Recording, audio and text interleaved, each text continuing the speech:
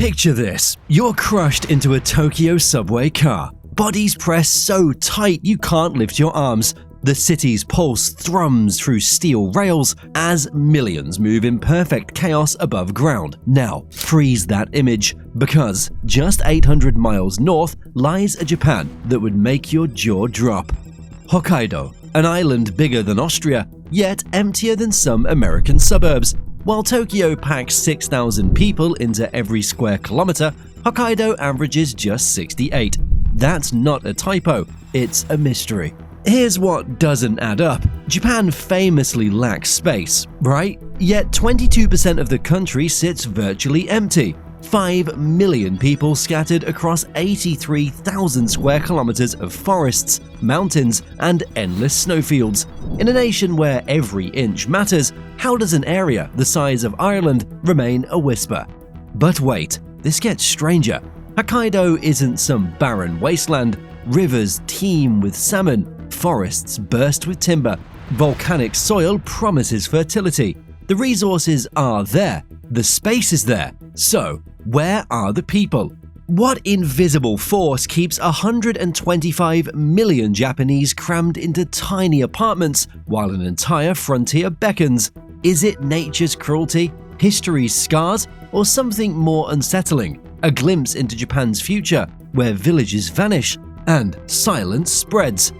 As we journey north through blizzards and abandoned towns, you'll discover why geography writes destiny in snow and stone. Because Hokkaido's emptiness isn't just about cold winters or distant cities, it's about survival itself and what happens when a land refuses to be tamed. Ready to question everything you thought you knew about Japan? The answers lie buried in Hokkaido's snow. And trust me, they'll change how you see not just Japan, but every quiet corner of our crowded world. Step outside in Hokkaido's winter and nature slaps you awake. The thermometer reads minus 29 degrees Celsius. That's minus 20 degrees Fahrenheit for those counting. Your breath crystallizes instantly. Exposed skin burns with cold. This isn't weather, it's warfare. And the snow? Forget gentle dustings, we're talking 11 meters in mountain valleys. That's a 3-story building of pure white burial. Entire towns disappear for months. Roads? Gone. Communication? Pray your phone works. One blizzard can trap you for a week. But here's the kicker. It's not even the cold that breaks you. It's the time. Winter claims 5 full months here. Your growing season? A pathetic 120 days if you're lucky. Down in Kyushu, farmers get 250 days of sunshine and warmth. Up here, you race against frost like your life depends on it. Because it does.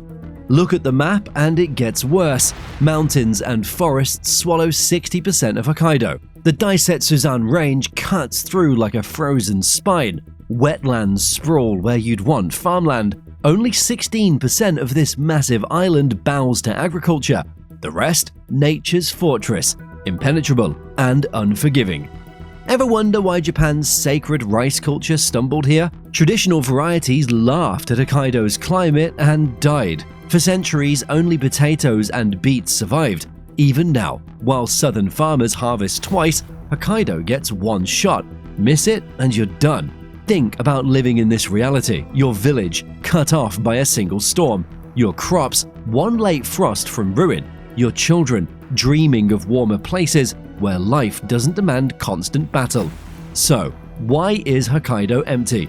Because when nature holds all the cards, humans fold. These aren't just statistics, they're surrender flags planted in frozen soil. And this is just where our story begins. Before a single Japanese boot touched Hokkaido's snow, the Ainu thrived here for thousands of years. Picture their world. Sacred bear ceremonies marking seasons, salmon runs dictating life's rhythm, every mountain and river holding a name, a spirit, a story. This wasn't empty land, it was home. Then came 1969. The Meiji government looked north and saw opportunity. Or rather, they saw Russia getting too close for comfort. Hokkaido, then called Izoshi, needed to become Japanese fast. What followed wasn't settlement, it was erasure. The 1899 Hokkaido Former Aborigines Protection Act noticed that chilling word, protection, stripped the Ainu of everything. Land, confiscated. Language, banned. Sacred rituals, illegal. Families watched their world vanish beneath foreign maps and foreign names. But here's where it gets darker. Tokyo needed bodies to fill this frontier, and volunteers weren't exactly lining up. Enter the Tondonhei, soldier farmers sent to carve civilization from wilderness. By 1897, only 7,400 families had taken the bait. That's it. The promise of free land couldn't overcome the promise of frozen death. Desperation breeds cruelty. Between 1881 and 1907, Hokkaido became Japan's Siberia. 11,000 convicts, murderers, thieves, political prisoners shipped north in chains. Their assignment? Build the roads and railways their countrymen refused to build. The Central Road, 1,200 kilometers of blood and frost, stands as their monument. How many died? Nobody bothered counting. By 1920, Hokkaido's population barely reached half of what planners projected. The math was simple. Forced labor plus stolen land plus killing winters equals emptiness. Today, Ainu place names dot the map like ghosts. Museums display their artifacts behind glass. And Hokkaido's demographic desert, it's not just geography's doing, it's what happens when settlements begin with suffering. The land remembers, even when we choose to forget. Drop into Sapporo and you'd swear you're in Tokyo's little brother. 2 million people, neon everywhere, ramen that'll ruin you for instant noodles forever. But board a train heading anywhere else and watch modernity evaporate like breath in winter air. Here, Hokkaido's dirty secret. While 40% of its people huddle in Sapporo, the rest of this massive island is bleeding out. Since 2000, over 1,200 kilometers of railway track have been abandoned. Not upgraded, not replaced, abandoned. Imagine the arteries of an entire region simply giving up. The Soya Main Line, gone. The Senmo Line, on life support. These aren't just tracks, they're lifelines to villages that now drift like ships without anchors. When the last train leaves, it takes hope with it. Winter turns isolation into imprisonment.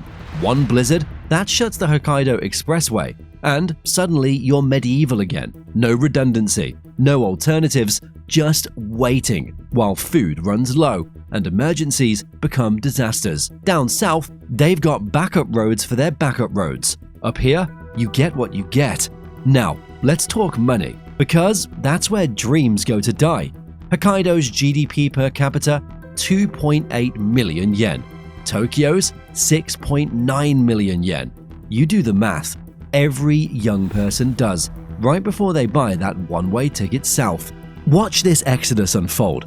Graduate high school, pack your life, catch the ferry to Honshu. Last decade alone, tens of thousands vanished into the Pacific Belt's gravity.